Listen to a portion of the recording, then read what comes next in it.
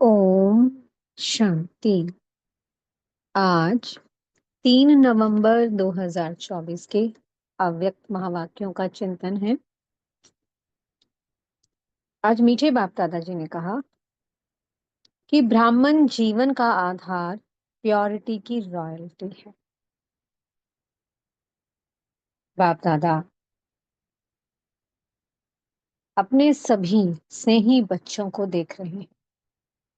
सभी बच्चे उनकी स्नेह की डोरी में बंध करके पहुंच गए हैं आबू पर, और बाप दादा भी इतनी दूर से आ गए हैं। स्नेह में इतनी ताकत होती है कि स्नेह की डोरी में बाप आ गया इतनी दूर से, और स्नेह की डोरी में बच्चे आ गए। लेकिन कुछ बच्चे दूर भी बैठे हैं जो नहीं आ पाए, तो बाबा ने कहा वो दूर बैठे बच्चे भी स्नेह में ही समाये हुए हैं। पर बाप दादा उनको भी देख देख कर बहुत खुश हो रहे हैं कि मेरा हर एक बच्चा परमात्म स्नेह में समाया हुआ है। ये स्नेह सिर्फ हमें संगम युग पर अनुभव होता है कि हम परमात्म स्नेह के सागर में समाये हुए रहते हैं। वरना पूरा कल्प हम देखें तो पूरे कल्प में हमें कभी परमात्म स्नेह नहीं मिलता। आज बाप दादा हर एक बच्चे की पवित्रता की रॉयल्टी देख रहे हैं, और ब्राह्मण जीवन की रॉयल्टी है ही प्योरिटी। प्योरिटी का ताज, रूहानी पर रॉयल्टी का राज ताज देख रहे हैं।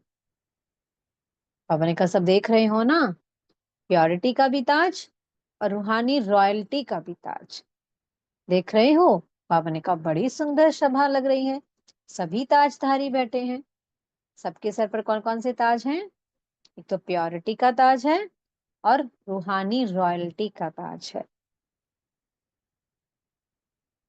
फिर बाबा ने याद दिलाया कि देखो आप आत्माएं कितनी श्रेष्ठ हो। अपने अनादि स्वरूप को याद करो, देखो अपनी अनादि रॉयल्टी को कि परमधाम में कितनी आत्माएं हैं, और आप उन सब आत्माओं में कितने विशेष हो। आपकी लाइट बाकी सब आत्माओं से कितनी खास है, कितनी चमक है आप आत्माओं में। बाबा ने कहा देखा परमधाम में खुद को कि आप आत्माएं बाप के सबसे समीप बैठी हो और सबसे अधिक चमक भी रही हो, क्योंकि जो जितना समीप होता है वो उतना ज्यादा परमात्म लाइट को कैच करता है। फिर बाबा ने कहा देखो जैसे आसमान में सितारे होते हैं, बाबा ने एग्जाम्पल दिया कि वो कुछ सितारे होते हैं वो डिम डिम होते हैं, और कुछ सितारे ऐसे चमक रहे होते हैं, बहुत अलग ही स्पेशल दिखाई देते हैं। तो बाबा ने कहा देखो आप ऐसे हो कि आप बच्चों की रूहानी रॉयल्टी, आपकी प्योरिटी की चमक है वो एकदम स्पेशल है। फिर बाबा ने कहा अपने आदिकाल में आओ।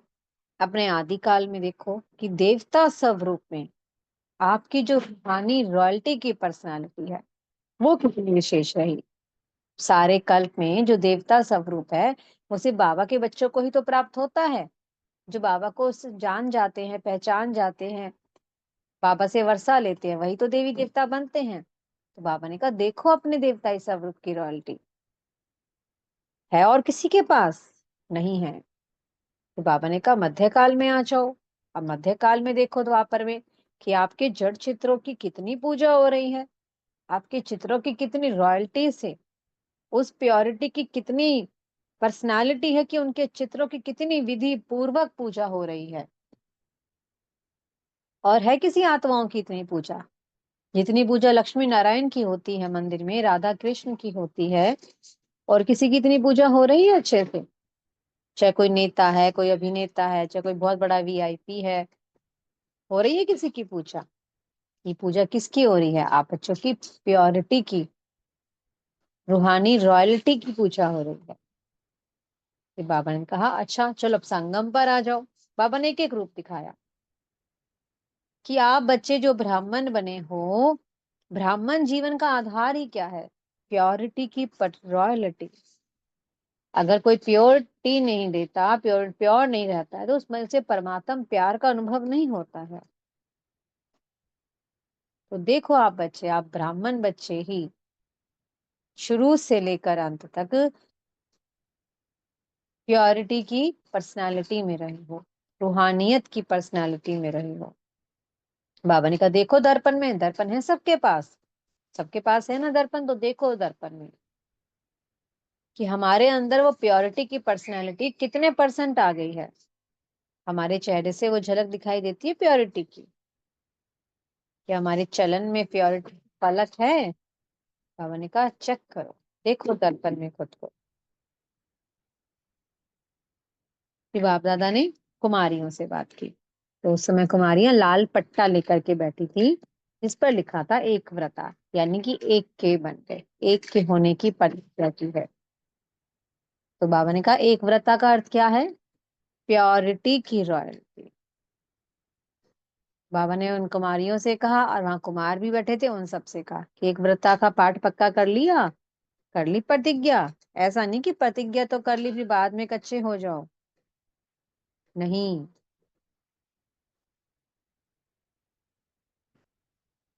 बाबा ने क्लियर कहा जब तक ब्राह्मण जीवन में रहना है, तब तक संपूर्ण पवित्र रहना है।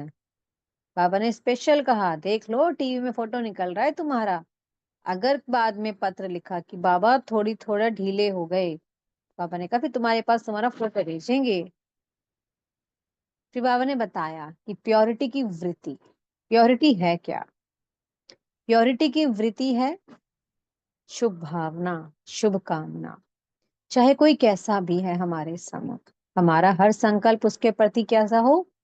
सदा शुभ हो। हमारे दिल से हमेशा उसके लिए क्या निकले? हर संकल्प में दुआ निकले, उसके लिए शुभ भावना निकले। और फिर है हमारी वृत्ति से हमारी दृष्टि, सबको आत्मा के रूप में देखना, सबको आत्मा भाई भाई की दृष्टि से देखना, और एक और दृष्टि सबको फरिश्ता रूप में देखना। और फिर तीसरा है वृत्ति, दृष्टि, और तीसरा है कृति। हर कर्म में हमारा क्या उनसा भाव हो? सबको सुख देने का भाव हो। चाहे कोई हमारी इंसल्ट कर रहा है, चाहे हमें कोई कुछ भी कह रहा है, हमें रिस्पेक्ट नहीं कर रहा है, तो ऐसा नहीं कि हम उसको दुख दें, उसने मुझे दुख दिया, नहीं। बाबा ने कहा हमें सबको सुख देना है, सहनशील देवी बनना है, सहनशील देवता बनना है। इस पे ब्रह्मा बाप को फॉलो करो, कि ब्रह्मा बाप ने देखो कितना सहन किया, सब पूछा, चाहे किसी ने गाली भी दी, सबको गले लगाया। तो इसलिए सबको गले लगाना है। जो सहनशील करता है, सहनशील बनता है, वही शहनशाह बनता है। तो हम बनने जा रहे हैं ना विश्व के शहनशाह। विश्व का शहनशाह कौन बनेगा? जो सहनशील होगा।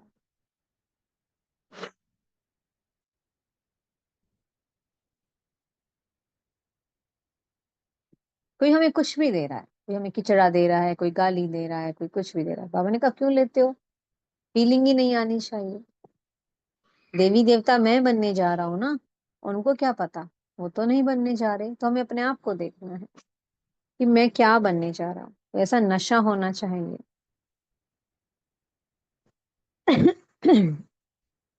फिर बाबा ने प्रवृत्ति मार्ग वालों से बात की, कि युगल है जो। बाबा ने कहा युगल तो बहुत आए हैं, कुमार कुमारियों से भी ज्यादा आए हैं। तो बाप दादा ने कहा युगल मूरत, क्योंकि बाप दादा वो गृहस्थी थे ना, घर गृहस्थ में रहते थे। तो बाप दादा ने सबको अपनी प्रवृत्ति में रहने का डायरेक्शन क्यों दिया है? क्योंकि कुछ युगल आते थे जो समर्पित होना चाहते थे, कि एक परिवार को छोड़कर हम आ जाए, लेकिन बाप दादा ने उनको छुट्टी नहीं दी, क्योंकि प्रवृत्ति मार्ग में रहना है, घर बार नहीं छोड़ना है, अपनी हर जिम्मेवारी को पूरा करना है। बाबा ने कहा छुट्टी क्यों दी है पता है? आप जानते हो, महामंडलेश्वर ने, जो इतने बड़े बड़े महामंडलेश्वर हैं, उनको अपने आगे झुकाना है आपको। वो लोग क्या कहते हैं कि एक स्थान पर रहते हुए जो युगल जोड़ा है वैसे पवित्र के रह नहीं सकते हैं, यह संभव है। लेकिन बाबा कहते नहीं, उनको रहकर दिखाओ, संभव है, हम रहते हैं। चैलेंज करने वाले हो ना, फिर डरते तो नहीं हो इस बात से? बाबा ने कहा देख लो, अब आपको उन महामंडलेश्वर को अपने आगे झुकाना है, आपको सैंपल बनना है। जैसे बाप दादा सैंपल बने, ऐसे अब आपको भी सैंपल बनना है, ठीक है? आपको देख करके भी सब में ताकत आएगी कि जब ये रह सकते हैं तो फिर हम भी रह सकते हैं। तो और भी ज्यादा सबको इंस्पिरेशन मिलेगी और बच्चे जुड़ेंगे, पवित्र प्रवृत्ति मार्ग स्थापन हो रहा है ना। फिर बाबा ने टीचर्स से बात की। बाबा ने कहा टीचर्स के बिना तो गति नहीं होती है। अब टीचर्स में क्या विशेषता होनी चाहिए कि हर टीचर से फ्यूचर का फीचर्स दिखाई दे। फ्यूचर में हम क्या बनने वाले हैं? देवी देवता। तो देवी देवताई चमक, वो चेहरा दिखाई दे, फरिश्ता स्वरूप दिखाई दे। अब दुनिया वाले कहते हैं कि परमात्मा सर्वव्यापी है, लेकिन हम तो नहीं कहते। बाबा कहते हैं तुम अपना ऐसा चलन बनाओ, अपना चेहरा ऐसा बनाओ कि आप में सब में सबको परमात्मा ही दिखाई दे। आत्मा परमात्मा के आगे छुप छिप जाए, कि परमात्मा ही आगे दिखाई दे, कि परमात्मा यहाँ ही बैठा है। वो कहते हैं ना परमात्मा सर्वव्यापी है, तो उनको अब ये सिद्ध करके दिखाओ कि हाँ, हम सब में परमात्मा ही बैठा है। ऐसे ऐसा अपना चेहरा हो, चलन हो, अपने इतने गुण हो, विशेषताएं हो कि बाप को आप प्रत्यक्ष करो, हर टीचर प्रत्यक्ष करे। बाबा ने पूछा हो सकता है ये? बाबा ने उनसे डेट मांगी। सब में बाप दिखाई दे। फिर बाबा ने कहा देखो डबल विदेशी कितने सेवाधारी हैं। बहुत प्यार है बाप दादा का डबल विदेशियों से। डबल विदेशी आत्माएं जो सेवा के निमित्त बनी, जिन्होंने सेवा के निमित्त सेवा ली, वो विश्व के कोने कोने में बाप का संदेश पहुंचा रहे हैं। नहीं तो विदेश की आत्माएं तो चारों ओर की पीछे रह जाती कि भगवान आ गया और हमें तो पता ही नहीं चला।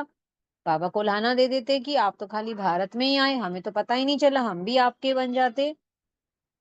तो बाबा ने कहा कि डबल विदेशी आत्माएं जो सेवाधारी हैं, वो बाप का संदेश विश्व के कोने कोने में पहुंचा रही हैं। तो बाप दादा को उन बच्चों से बहुत प्यार है। तो इसमें बाबा ने जानकी दादी और